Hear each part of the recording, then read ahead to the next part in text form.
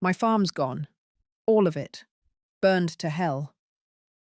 That's the first thing I said when I called my son after 12 straight hours of fire, smoke, and watching everything I ever worked for turn into ash.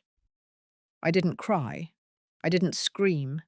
I just stood there barefoot in blackened soil, holding the melted handle of Harold's old toolbox and staring at the smoking skeleton of my barn. The fire department said it started 2 valleys over and swept through faster than they could react. In less than an hour, 50 years of sweat, memory, and land was nothing but a hot, smoking mess. I'm so glad you're here. If you're watching this video, please like and subscribe to my channel and tell me in the comments where you're listening to my story of survival from. I want to know how far this journey goes. My name is Lorraine. I'm 68 years old, and I thought I'd seen it all. I buried my husband 12 years ago. I raised a boy who became a banker and moved to Phoenix. I rebuilt the roof myself when the hailstorm tore it off back in '07. But nothing, and I mean nothing, prepares you for the moment you walk outside and see your entire farm glowing orange like a furnace from hell. It was 4:26 in the morning when I woke up coughing. The smoke was thick in the hallway, and the power was out. I remember fumbling for the flashlight I kept by the fridge. By the time I got the front door open, the sky was lit up like Judgment Day. Flames were dancing across the ridge and sprinting straight toward the barn. I had maybe 10 minutes, maybe less. I didn't grab clothes. I didn't grab food.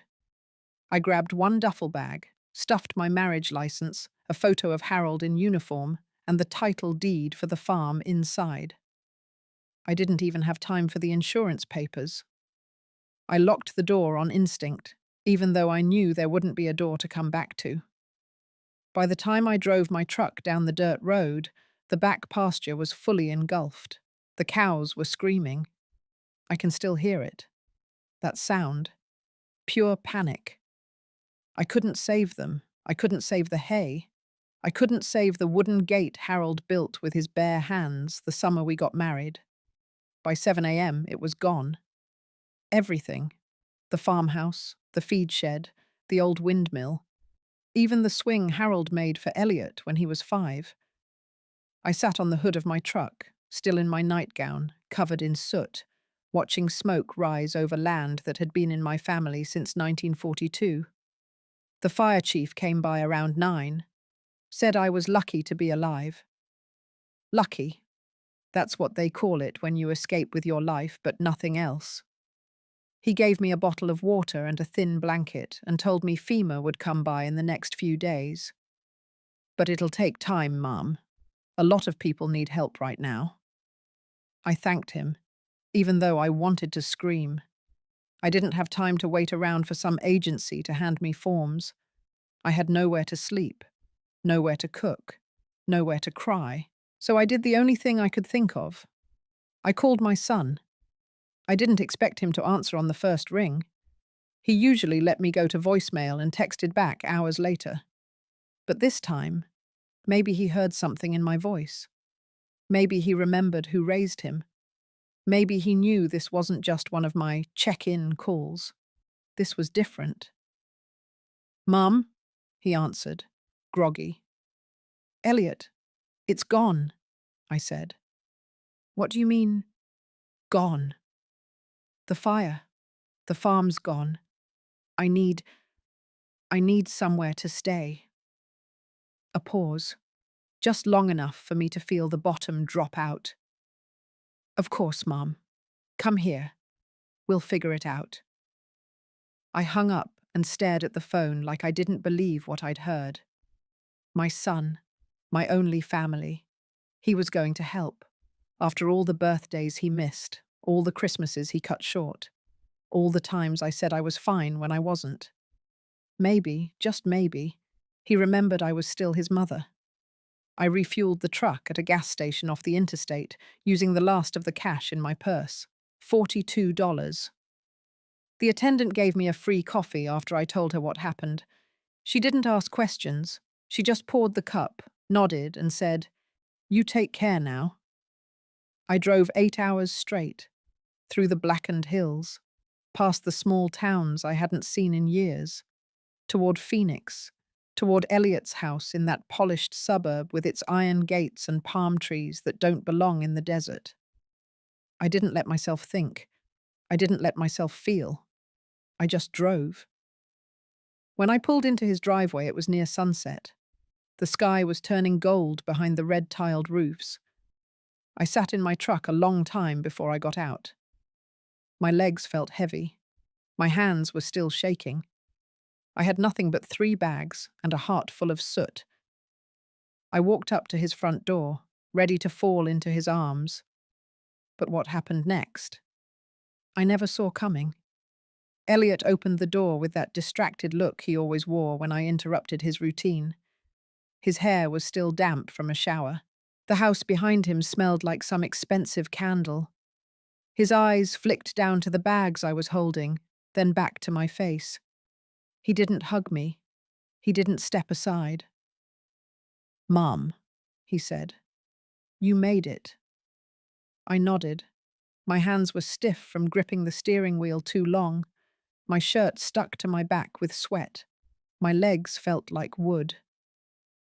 "I drove straight through," I said. "Didn't want to stop." He nodded like he understood. Then he moved just enough for me to squeeze past him into the cool, silent house.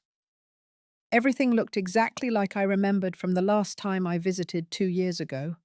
The same white sofa, the same grey walls, the same untouched coffee table books arranged just so. But there was something colder now, less like a home and more like a showroom. Vanessa stepped into the room like she was entering a meeting. High-waisted slacks, silk blouse, that slick bun on top of her head.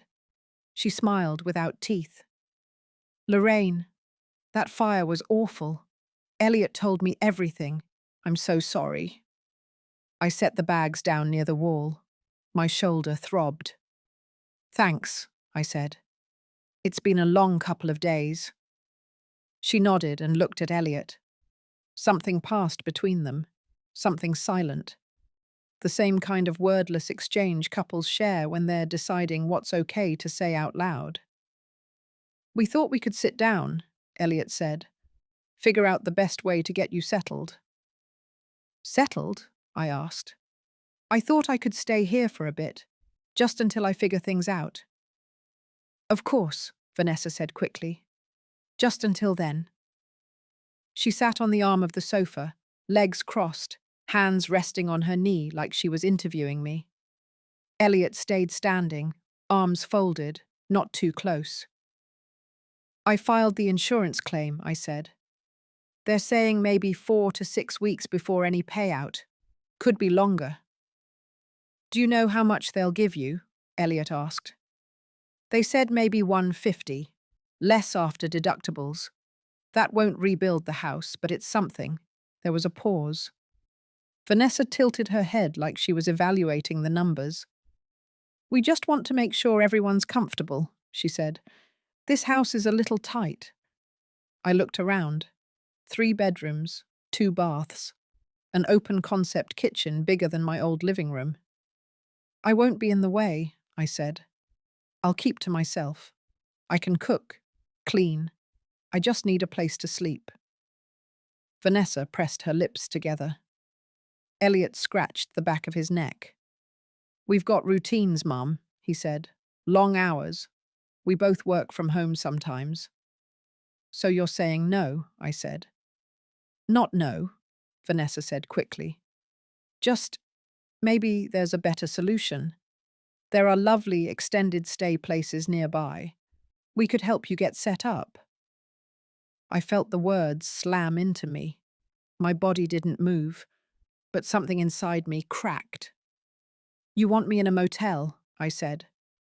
"Only temporarily," Vanessa replied. "Until the insurance comes through. That way you'll have your own space." "And how am I supposed to pay for that?" I asked. Elliot reached into his pocket and pulled out his wallet. He slid out a few bills and held them toward me. "I can help. A couple hundred should get you started." I didn't take the money.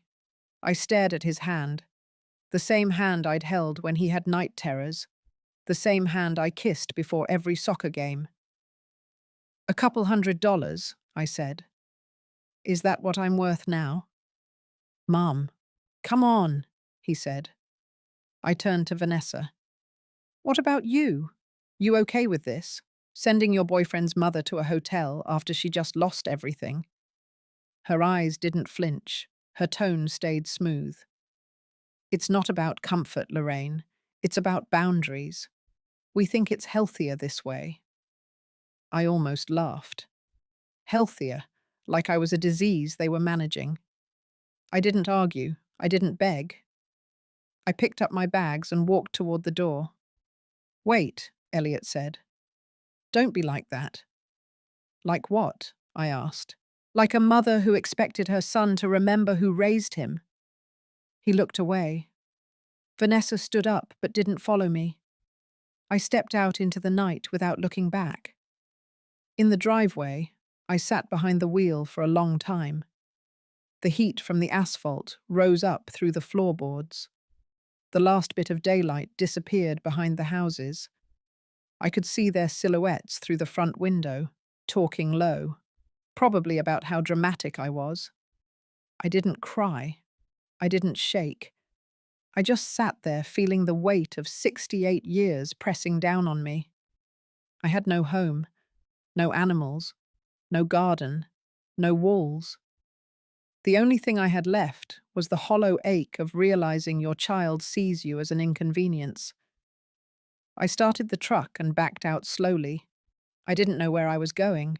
I only knew it wasn't there. The Walmart parking lot was almost empty when I pulled in. A few RVs were parked near the edges, windows covered in foil to block the heat. I parked under the flickering streetlight, turned off the engine, and sat still for a moment, my fingers still clenched around the steering wheel. The engine ticked as it cooled. My back ached, my feet were swollen, my throat was dry. I didn't move. It was almost midnight. I shifted the seat back and reached for the blanket I kept behind the driver's seat. I had packed it years ago, back when Harold was alive and we used to drive out to county fairs. Funny how something that used to smell like popcorn and hayrides now smelled like smoke and sweat. I pulled the blanket over my legs and leaned my head back. I couldn't sleep. I kept hearing Vanessa's voice. Boundaries. Healthier.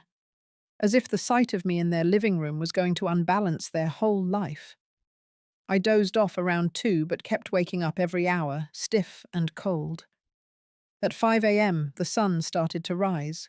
Pink and orange light spilled across the lot. A security guard in a neon vest walked past and gave me a quick look. He didn't stop. He'd probably seen worse. By 6, I was inside the Walmart bathroom, washing my face at the sink. The cold water felt like pins against my skin. I avoided the mirror. I didn't want to see what I looked like. I bought a coffee and a banana with the cash I had left. $81.35. That's what I had to my name. Not counting the insurance claim that might come in weeks, not counting the barn that was now a pile of ash. I sat in the front seat of the truck, watching the world wake up. Young mums dragging sleepy kids through the sliding doors. Retired couples pushing carts full of garden supplies. Everyone had a purpose, a place to go. I had nowhere. I drove around for a while. No destination, just roads. I thought about calling a friend, but realized I hadn't spoken to most of them in years. After Harold died, I stopped going to the church potlucks, stopped saying yes to invitations. I'd told myself I was tired, but really, I just didn't want to talk to people who still had their husbands. Around 9, I pulled into a gas station and filled up half a tank. I stood there with the nozzle in my hand, staring at the numbers climb. When it passed 30, I felt panic rise in my chest. I stopped it at 35 and hoped it would get me through another day. Back in the truck, I flipped open the glove box, looking for anything I might have forgotten. That's when I saw it. tucked behind some old receipts and a dried-out pen. A business card, yellowed, the edges soft from age. Howard Ellison. The name hit me like a rush of warm air. I hadn't thought about Howard in years. We'd known each other back in high school. He was the kind of boy who smiled with his whole face, the kind who fixed your bike without being asked. We'd dated for a while, talked about leaving town together, maybe heading west. But life had other plans. He left for college. I stayed and married Harold. But I had kept the card. Howard had given it to me the last time we saw each other. He wrote his number on the back in his blocky handwriting and said, "If life ever knocks you down, call me." That was 50 years ago. I stared at the card. The phone number probably didn't even work anymore. He could be dead for all I knew. But the thought of hearing a familiar voice, someone who once cared for me just because I was me, not because of what I owned or could offer, it felt like air in my lungs after drowning. I put the card in the cup holder and drove to a quiet lot near a closed strip mall. I sat there for an hour, just looking at it. The past kept flashing through my head. Howard taking me out to the quarry in his old Chevy, us lying on the hood, staring at the stars.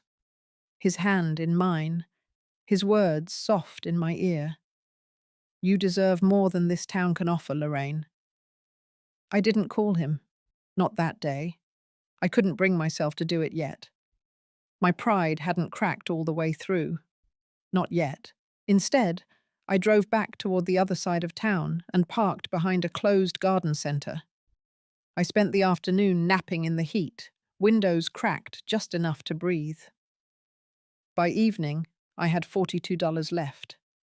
I walked into a gas station, bought a cheap sandwich, and ate it in the truck. My mouth was dry. The bread tasted like dust. I chewed it slowly, staring out the windshield, watching the sky grow darker. I thought about Elliot, wondered if he was eating dinner at his granite kitchen island, wondered if Vanessa was lighting another expensive candle, maybe pouring a glass of wine, wondered if they talked about me at all. Maybe they thought I'd already found another place. Maybe they didn't care. I looked over at the business card again. Maybe I couldn't do this on my own after all. Maybe I needed help. I didn't want charity. I didn't want pity. I wanted someone to look at me and see more than ashes. The sun set. I pulled the blanket over me again. Tomorrow, I told myself. Tomorrow I'd decide. I didn't sleep much that night. The back seat was cramped and the heat stuck to my skin even after the sun went down. I kept waking up every time a car drove by or a sprinkler kicked on in the empty garden center lot. By morning, I had a knot in my back and a pounding behind my eyes. My mouth tasted like old coffee and bitterness. I sat up, pulled my hair into a low ponytail, and looked at the card again. Howard Ellison. His name stared back at me like it had been waiting all these years. I flipped it over and stared at the number again. The ink was faded but still readable. I pulled out my phone and typed it in. Then I stared at the screen. I didn't press call.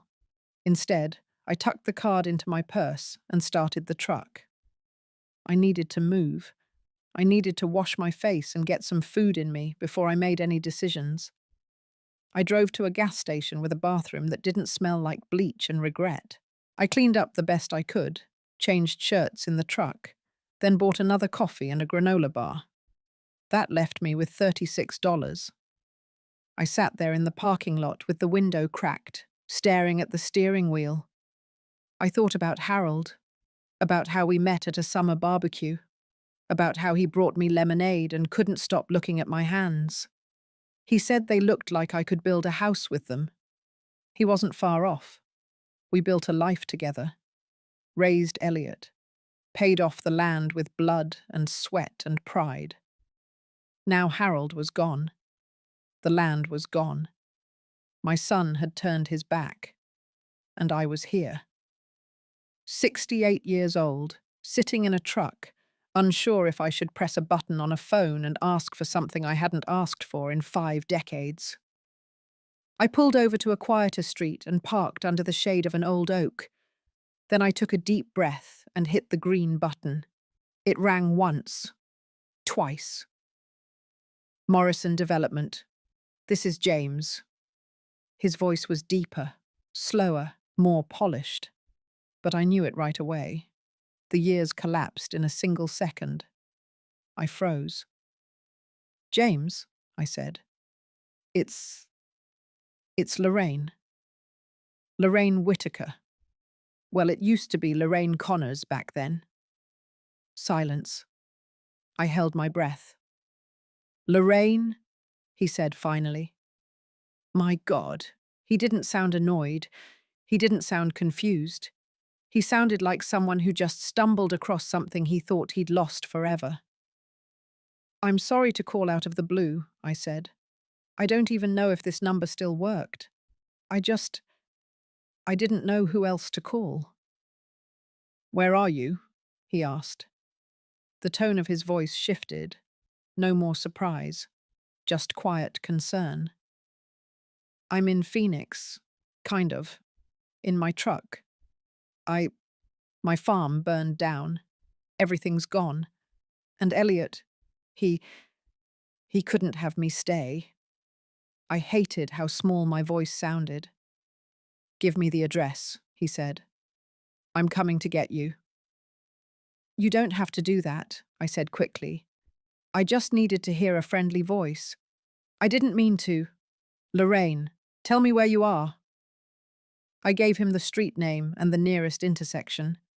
My hands trembled when I hung up. I stared at the phone like it had just changed everything. Because it had. 45 minutes later, a silver Lexus pulled up behind my truck. He stepped out and looked right at me. He had silver in his hair now, lines around his eyes. But it was him. The same storm-colored eyes, the same calm way he moved. He didn't ask questions. He opened my door, helped me out of the truck, and pulled me into a hug. I didn't cry, not yet. But I felt something shift in my chest. He helped me move my bags into the Lexus. The worn toolbox went in the trunk. He didn't comment on how little I had. He just drove. The silence wasn't awkward. It was full. He didn't need to fill it with small talk. Neither did I. You hungry? He asked after a while. I could eat, I said. He took me to a small diner off the freeway. Clean booths, fresh coffee, real food.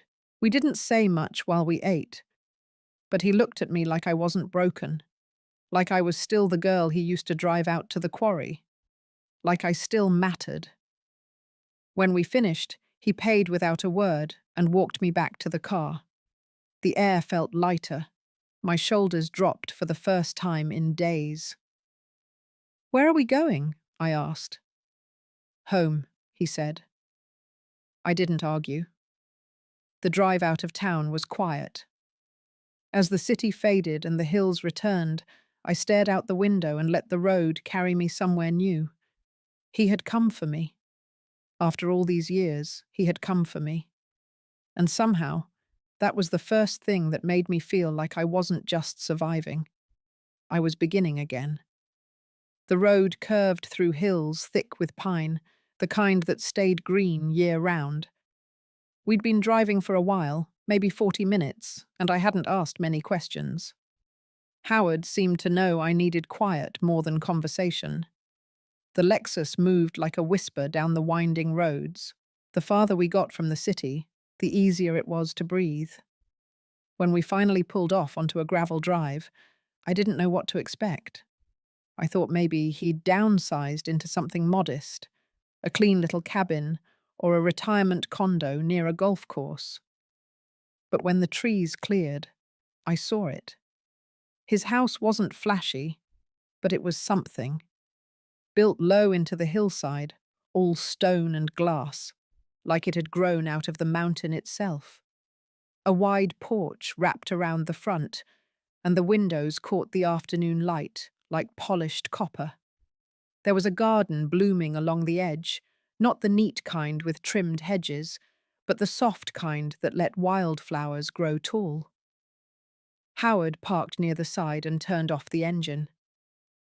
"I built this after Mum passed," he said. "She always wanted a place with a porch big enough for 2 rocking chairs." I didn't know what to say, so I didn't say anything. I followed him up the steps and into the house. Inside smelled like lemon and cedar, the kind of clean that doesn't come from bleach, but from care. The floors were dark wood, the ceilings high. There were books, everywhere, stacked on end tables, lining the walls, half read on the arm of the couch. And in every room, some trace of life. A coffee cup left on a coaster, a jacket hung over a chair, a dog-eared newspaper on the kitchen counter. "This is beautiful," I said finally. "Thanks. Took a few years to get it how I wanted." He led me down a hallway past a guest bath, then opened a door at the end. "This is yours," he said. The room was warm and sunlit, with soft blankets folded at the foot of a queen-sized bed. The walls were painted a pale blue. There was a chair by the window and a small bookshelf with a lamp and a clock and a vase of yellow daisies that looked too fresh to be coincidence. "I didn't expect," I started, then stopped. "You don't have to say anything," he said. "You're here. That's enough." I sat down on the bed, suddenly more tired than I'd felt all week. "Rest for a bit. I'll make tea." He left the door open. I didn't lie down. I just sat there, hands in my lap, staring at the vase of flowers.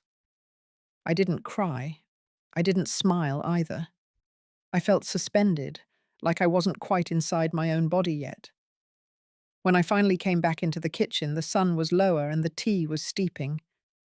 Howard handed me a mug and sat across from me at the island. "You hungry?"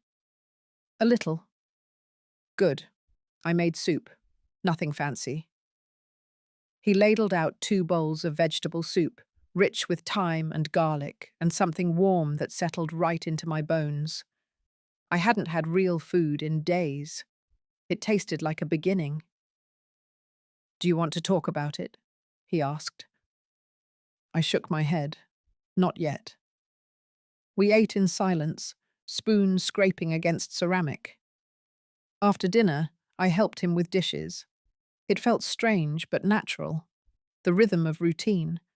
The kind you don't realize you miss until you fall back into it. Later, we sat on the porch, each with a blanket across our laps. The stars came out one by one. No city lights to chase them away.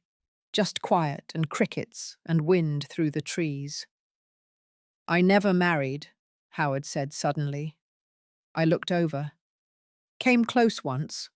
Didn't stick." I waited. I always told myself I was too busy, too focused on the business. But the truth is, nobody ever felt right. Not after you. I looked down at my hands. The skin thinner now, the veins showing. Hands that had pulled weeds, held babies, folded towels, buried a husband. I didn't know what to do with them. "Life doesn't usually give second chances," he said. "No, it doesn't.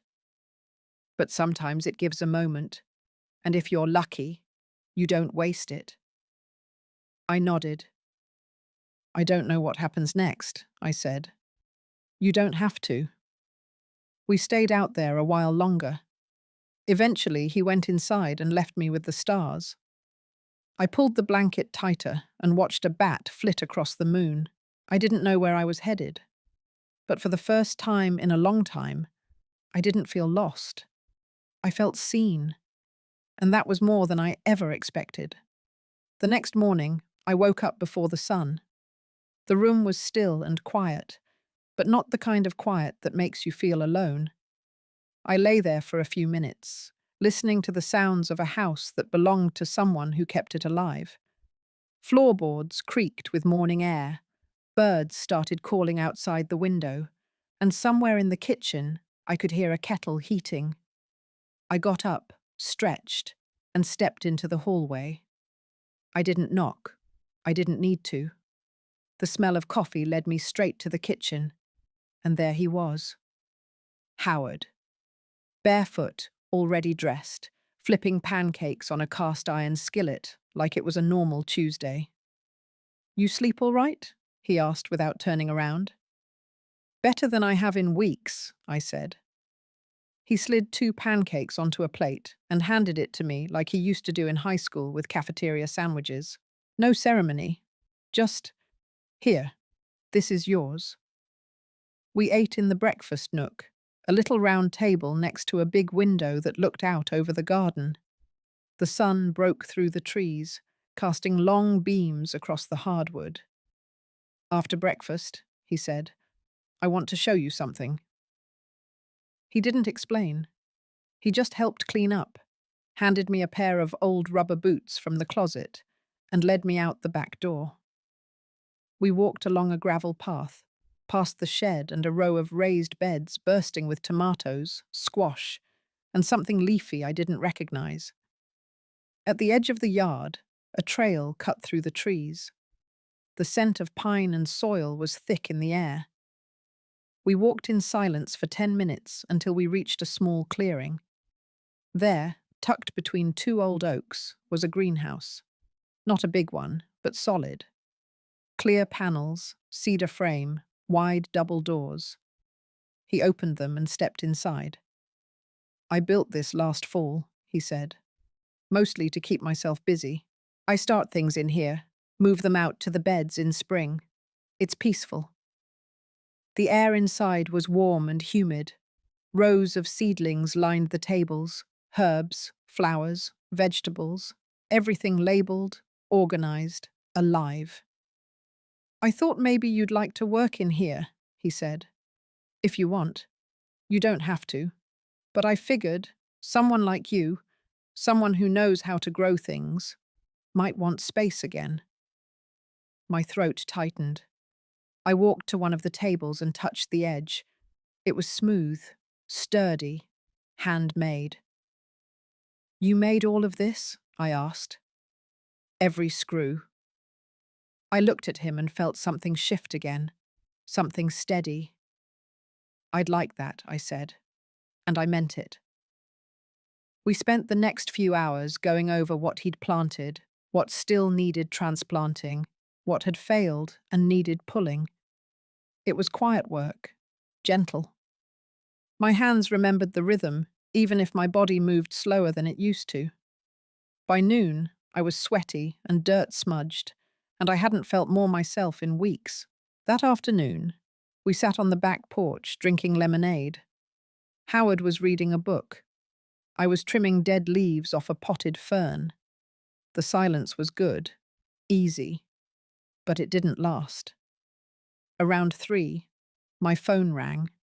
I didn't recognize the number, but something in my gut told me who it was. I answered. "Mum?" Elliot's voice was low, cautious. "I've been trying to reach you. Your number went to voicemail." "I changed phones," I said. "Left the old one in the truck." "Where are you?" "I'm fine." "Are you safe?" I paused. "Yes." There was a long silence on his end. "Look," he said. "Vanessa and we talked. We feel awful about how everything went down. I was hoping maybe we could meet, talk it out." "I don't think that's necessary," I said. "Mum, come on. We didn't mean to hurt you. It was just a lot, you know. You showing up like that. We weren't prepared." "You didn't need to be prepared," I said. "You just needed to be decent." He exhaled. "I know. I messed up. Vanessa knows too. She's actually the one who said we should call." I almost laughed. Of course she did.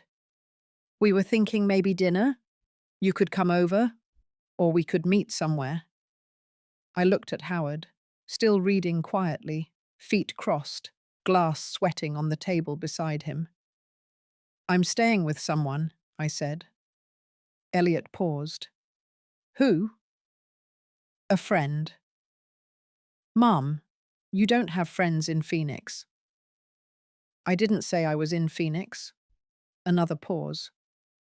Are you with a man? I didn't answer. Is this safe? Do you even know this guy? I felt something sharp rise in my chest. I know that he didn't send me to a motel the day after I lost my home. That's not fair. It's honest. Elliot sighed again. I just want to make things right. That's going to take more than dinner. Can we start? I looked at the sky.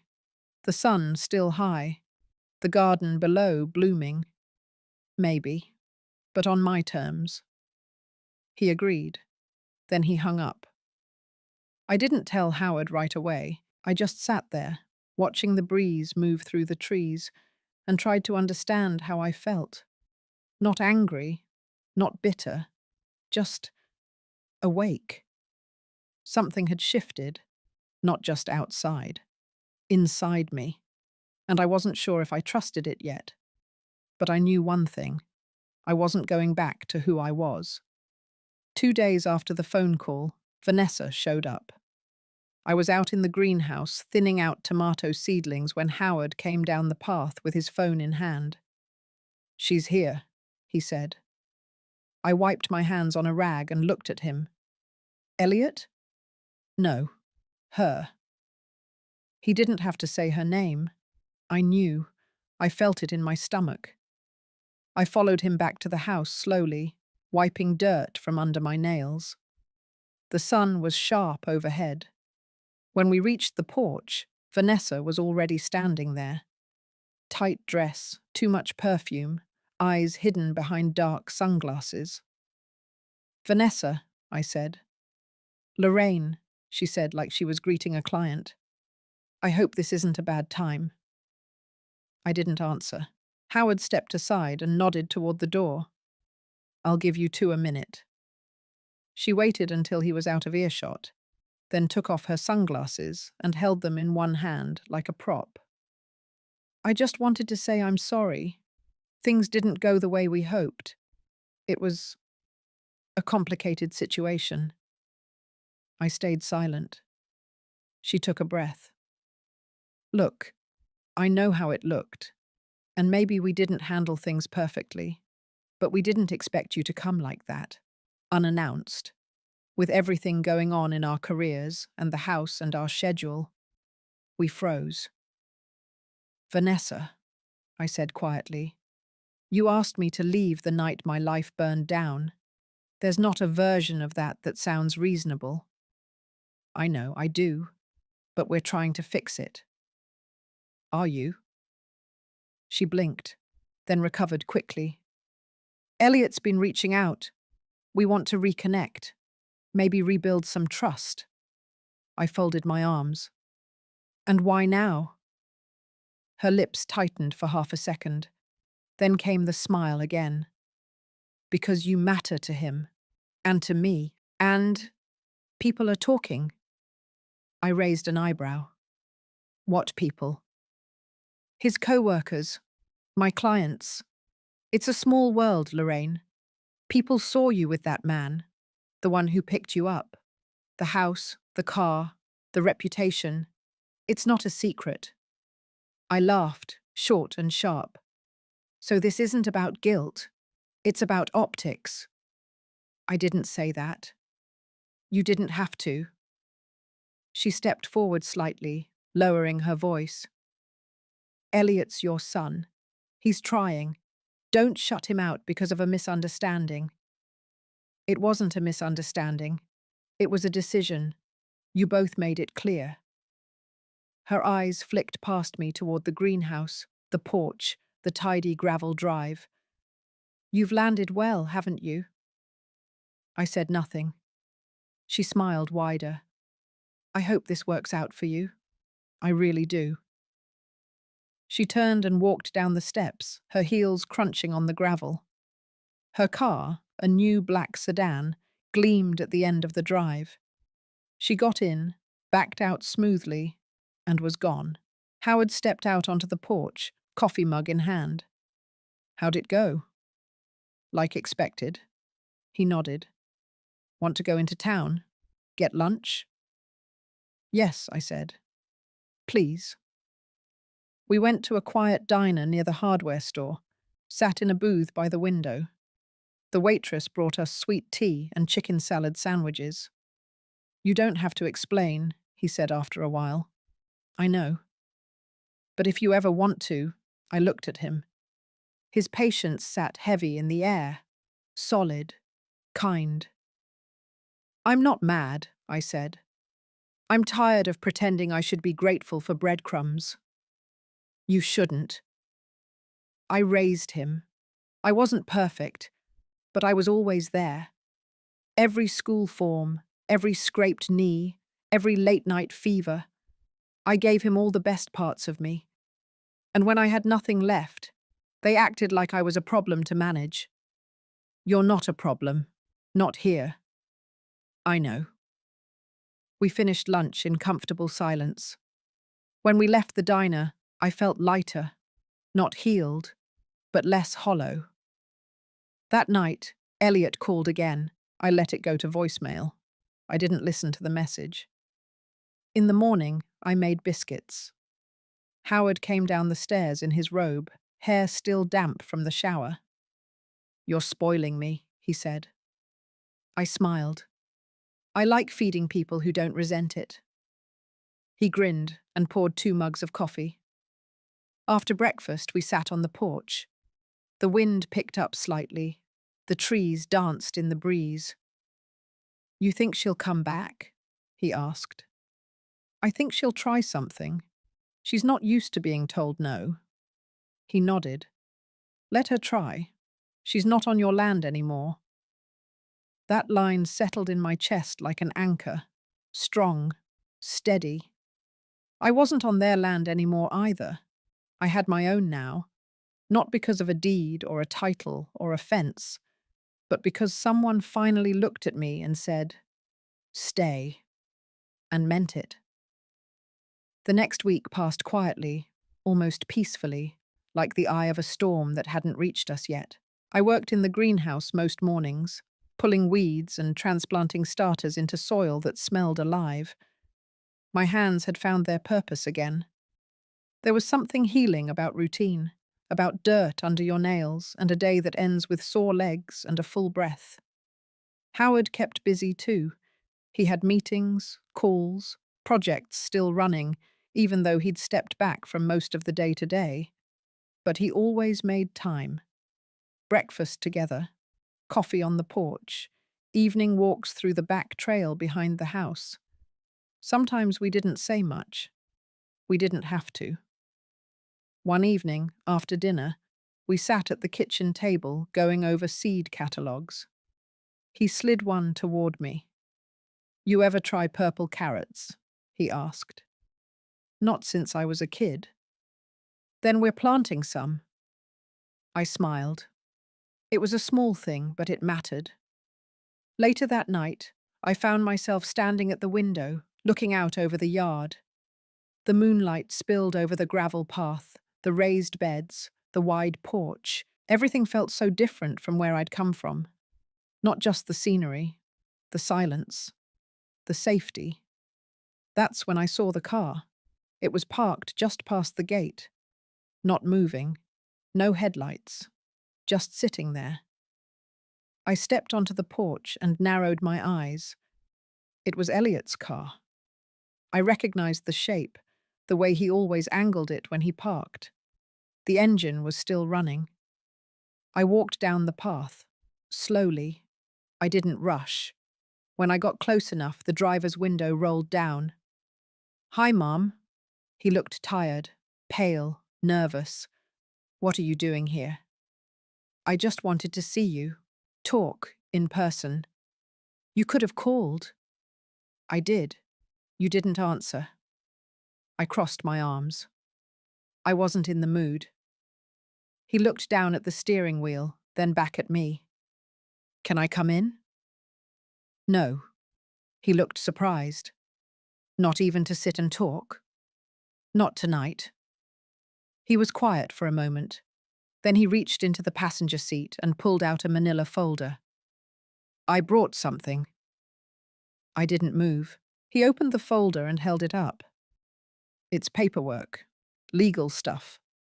I had a lawyer draft up a financial support agreement. I just wanted you to know I'm trying to make things right. This would guarantee you monthly support, in case things don't work out here. I didn't say anything. He kept talking. I know you think we're awful. I know what happened was wrong. But Vanessa and I talked. We want to help. You don't have to depend on this guy. He said it like Howard was a stranger, like the man who drove across the state to pick me up from a parking lot was some questionable character. I took a breath. Elliot, go home. Mom, I'm not interested in your agreement. I don't want your monthly support. I don't want Vanessa's approval. I needed you 3 weeks ago. You weren't there. His jaw tightened. I'm here now. It's too late for paperwork. Too late for performative guilt. He dropped the folder on the passenger seat and looked out the windshield. You've changed, he said. I've remembered who I was. That's not the same thing. He started the car again, but didn't drive off. Can I ask you something? What? Is this about money? I stared at him. Excuse me? Are you staying with him because he's wealthy? Because of what he can offer? The words hit like cold water. I stepped back from the car. You really think that low of me? I don't know what to think anymore. Then let me make it clear. I'm here because I was wanted, because I was seen, not because of money, not because of revenge, because I finally felt safe again. He didn't answer. I stepped away. Don't come back here unless I ask you to. Don't show up with documents. Don't send Vanessa. If you want to talk, you start by listening. That's the only offer left on the table. I turned and walked back toward the house. I didn't look back. I didn't wait for him to leave. Howard met me at the porch steps. You all right? I nodded. Yeah, I finally said what I needed to say. He didn't ask for details. He just opened the door and let me inside. That night, I slept without waking. The first real sleep in weeks. Because I wasn't just in someone's home. I was in my place. And I had drawn a line. It happened on a Sunday morning. Howard had gone into town to pick up more lumber for a new raised bed he was building. I stayed behind to water the greenhouse and clean up the porch. The air was cool and the light still soft when a car rolled into the driveway without warning. It wasn't Elliot this time. Vanessa stepped out, wearing crisp white slacks and a silk blouse, like she was headed to brunch instead of barging onto private property. She held a designer tote under her arm and walked with her usual polished confidence. I met her halfway down the drive. You weren't invited, I said. I won't take much of your time, she replied. I just wanted to clear something up. I didn't answer. I folded my arms and waited. She pulled a small envelope from her bag and held it out. This is just information. I thought you should know before you make any long-term decisions. I didn't take it. What decisions? Her smile was thin. I know what it looks like.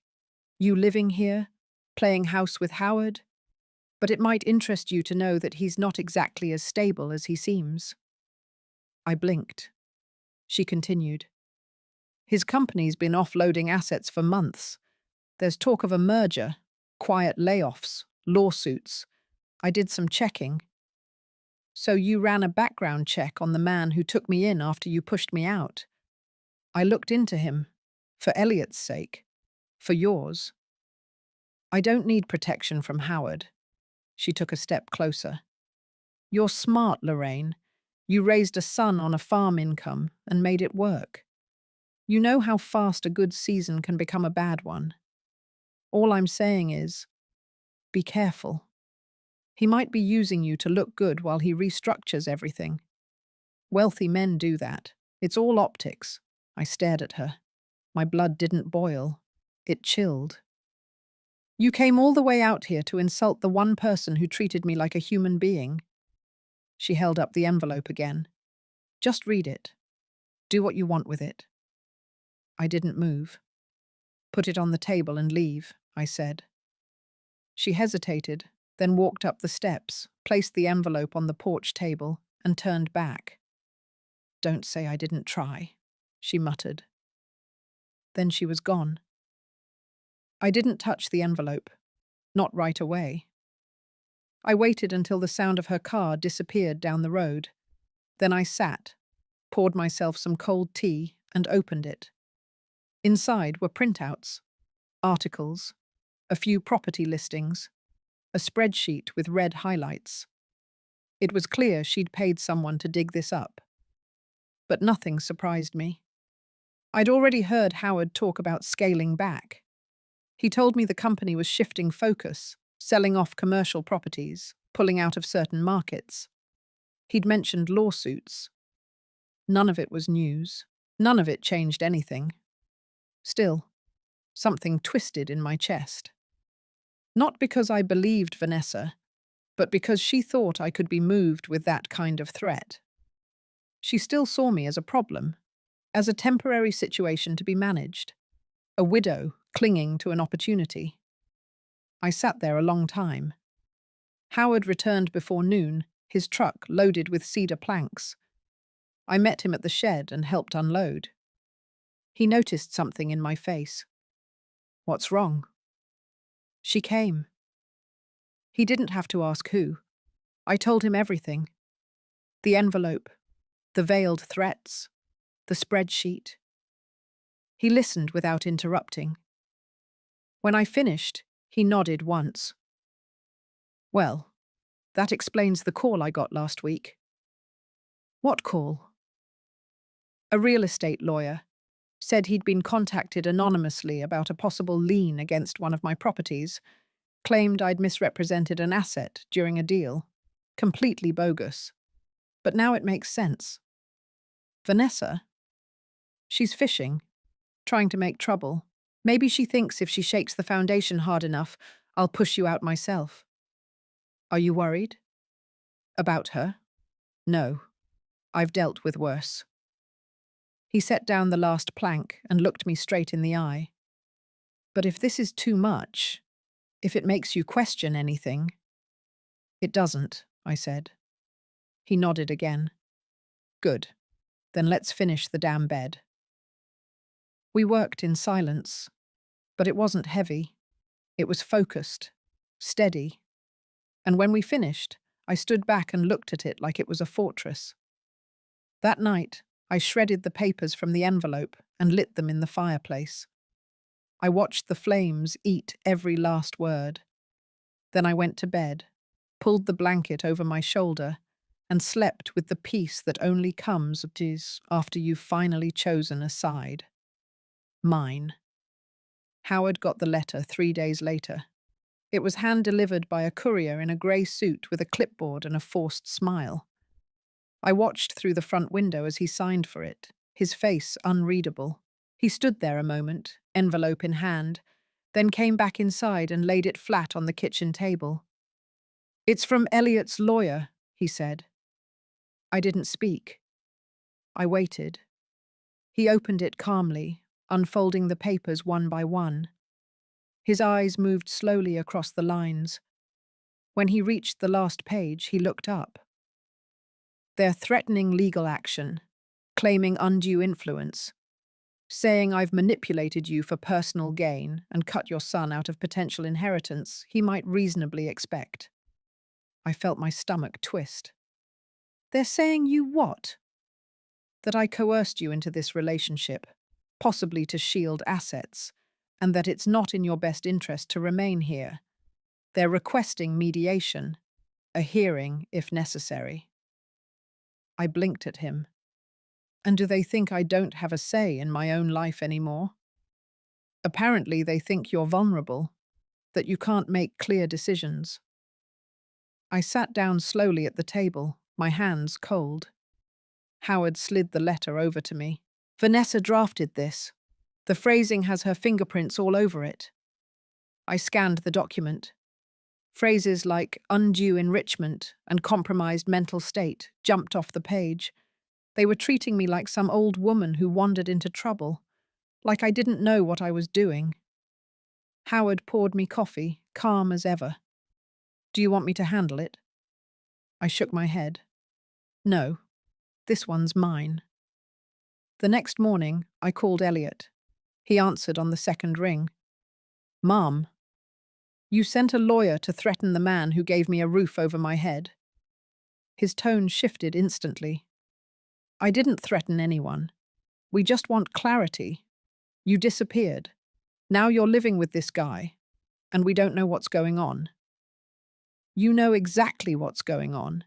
You just don't like that you're not in control of it. I'm trying to protect you. No, you're trying to protect your image, your money, whatever you think is slipping through your fingers. There was silence. Mum, you've always been emotional. You act out when you feel rejected. I stood up, my voice steady. I've been patient with you for a long time, Elliot. I've excused things. I've told myself it's just your way. But I won't let you weaponize my age or my grief just because you're embarrassed by how you treated me. I didn't mean for it to get this far. Yes, you did. You meant every inch of it. He let out a long breath. I'm sorry. You're not, but you will be. I hung up and looked out the window. The sun was high over the garden. Bees danced between rows of flowers. Nothing had changed, but everything felt different. That afternoon, I called a lawyer of my own, a woman named Cheryl who'd once represented the widow of a rancher I knew. She wasn't cheap, but she was sharp. I told her everything. She listened, asked smart questions, then gave a short laugh. They're bluffing, she said. But let me handle it. They picked the wrong woman to underestimate. Within 48 hours, Cheryl had filed a response. Included in it were photos of the property, receipts for the reconstruction of the greenhouse, a notarized statement of independence, and a copy of my will that clearly removed Elliot as beneficiary months before the fire. Howard watched me from across the room as I hung up the phone. You all right? I'm fine. He smiled. I like when you're like this. Like what? Unshakable. That weekend, Cheryl called back. They folded. No hearing, no mediation. Vanessa sent an email withdrawing the complaint. I didn't feel joy. I felt release, like something heavy had finally dropped behind me on the road, and I didn't need to drag it anymore. That night, Howard grilled steaks on the back patio. The sky was wide and gold. The trees swayed slow in the wind. You know, he said, handing me a glass of wine, if we wanted to make this permanent. I looked at him. I mean it, he said. You've rebuilt a life here. So have I. We could do it together, legally, officially, no pressure. I held the glass in my lap, stared at the way the sun caught the rim. I'd say yes, I said softly, if you're asking. He smiled. Then I guess I'm asking. We didn't toast. We didn't cheer. We just sat, side by side as the day ended around us. Quiet, certain, free. We were married on a Thursday morning. There was no big ceremony, no guest list, no dress rehearsals or flower arrangements. Just a quiet spot in Howard's back garden under the magnolia tree. a folded table for paperwork, and a retired judge from the next county over who still believed in doing things with dignity. Howard wore a grey suit that didn't look new, but fit like it was made for this moment. I wore a soft blue dress I found folded in the back of the guest room closet. No veil, no makeup beyond a little lipstick and powder. Just me, as I was. 68, wiser, and completely sure. The judge said a few words. Howard took my hands. His were warm and steady. We didn't write vows. We didn't need to. I do, he said. I do, I said. That was it. Quiet and clear. The air smelled like rosemary and fresh-cut grass. The sun filtered through the trees. It was enough. Afterward, we sat on the porch with slices of lemon cake from a local bakery and mugs of hot tea. Maria, the housekeeper who had been with Howard for nearly a decade, brought out a bottle of sparkling cider and poured it with a quiet kind of pride. To peace, she said. Howard raised his glass. To home, he added. I didn't say anything. I just smiled and took it in. The porch, the people, the moment. Later that evening, Howard built a fire in the backyard pit, and we sat close as the sky turned orange, then purple, then black. We didn't speak much, but when I leaned my head against his shoulder, he kissed the top of my head. That night, when we climbed into bed, it wasn't the nervous shuffle of newlyweds. It was calm, like settling into a place you were always meant to be. In the morning, we made pancakes. He made the batter. I flipped. We danced to an old song on the radio while the coffee brewed. For the first time in a long time, I didn't wake up feeling like I had to brace myself for the day. The next week, I got a call from Elliot. I almost didn't answer, but something told me to pick up. Mum, he said. I heard. I'm sure you did. You got married. I did. Another pause. I guess I should say congratulations. You don't have to. He sighed. Look, I know I messed up, and maybe I'll never fix it, but I do want you to be happy. I am.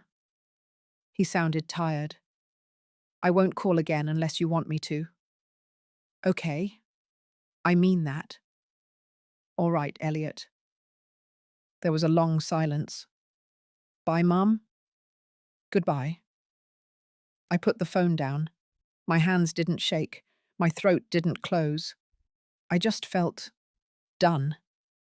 Not in a bitter way, just finished. That afternoon, I walked the length of the garden, checking the vines, picking a few early tomatoes. Howard was in the workshop repairing a bench. Maria had gone home early. The wind moved soft through the trees. At the edge of the property, I looked out over the fence line. The hills rolled gently into the distance. A hawk floated above the trees. I remembered the smell of ash, the sound of cracking wood, the hollow weight of a door closing behind me. And I remembered what followed. Howard's car in the parking lot, his voice saying my name, his hands carrying my bags. I bent down and pulled a weed from the soil. It came loose easily, no fight left in it. I tossed it into the basket, wiped my hands on my pants, and turned back toward the house. Dinner was simple that night. Soup, crusty bread, a salad from the garden. Howard lit candles without saying a word. We sat across from each other and clinked glasses. To not looking back, he said. To what's next, I said. And we ate, slowly, like people with nothing to prove. The wind shifted as the sun dipped below the hill. The porch light clicked on behind us. In the trees, an owl called. And inside me, something finally settled. This was my home now, not because of a ring, not because of a title, but because I had chosen it. Fully, freely, and for the first time in a long time, the ground beneath my feet felt steady. 3 months after the wedding, I got a letter in the mail. Handwritten, no return address, just my name in a neat, familiar script. I opened it at the kitchen table while the kettle boiled. It was from Elliot. Not an email, not a text. A real letter, folded carefully, as if the weight of the paper might help say what he couldn't in person. He apologized. For the motel, for the silence, for not stepping in when Vanessa spoke over me, for letting pride do the talking. He didn't ask for anything. He just said he hoped I was doing well, that he saw the pictures online, that someone from his office had forwarded an article about Howard's latest land donation to the state park, and my name was mentioned in it. He said I looked happy. At the end, he wrote, "I don't expect you to forgive me, but if there's a space for a conversation someday, I'd like to earn it." I folded the letter slowly and left it on the table. Howard came in from the shed, wiping his hands on a rag. He saw my face and raised an eyebrow. "Something wrong?" "No," I said. "Something might be right." Later that day, I wrote Elliot back. Just a few lines, no lecture, no list of wrongs. Just this: "I'm not angry anymore, not because it didn't hurt, but because I've learned to grow past what tried to bury me. I'm open to a conversation, but not on your terms, on honest ones. That's all." I mailed it without thinking twice. 2 weeks later, he called. We talked for 34 minutes. There were pauses, moments we didn't know what to say, but we stayed on the line. He told me Vanessa was traveling for work more, that he had started therapy again, that he wasn't trying to undo the past, just trying to understand it better. I didn't promise anything, but I didn't hang up either. Some days, healing sounds like a wedding vow.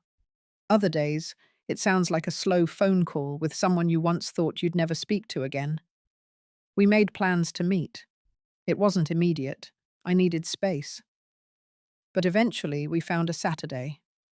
Howard and I drove into the city, met Elliot at a quiet cafe with big windows and soft music playing. He hugged me without asking. I let him. He asked questions, real ones, about the greenhouse, the wedding, about Harold. He didn't bring up inheritance, or money, or apologies too big to swallow. We talked like people who were finally facing each other without armor. And when we left, he asked if he could visit sometime. I said, "Let's see." That night, back at the house, Howard and I sat out on the porch again. "You all right?" he asked. "I think so," I said.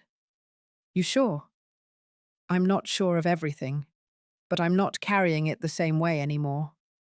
He reached over and took my hand. "You didn't need a lawyer to win. You just needed your voice." "I found it," I said. He nodded. "And I never want you to lose it again." The moon was bright that night. No clouds, no wind. Just the sound of a garden settling into darkness. I thought about the woman I had been, the one who stood in her son's driveway with 3 bags and a broken heart, the one who had nowhere to go, no plan, just grit and grief and a name in an old wallet. I thought about her and I smiled. She made it. She didn't just survive. She rebuilt. And for once, the future didn't scare me. It felt earned. It felt like mine. Thank you for listening to my story. If you've ever found the strength to walk away, to start over, or to forgive without forgetting, I'd love to hear from you. Leave a comment and let me know where you're listening from, and what part of this story stayed with you. And if you're still on your journey, keep going.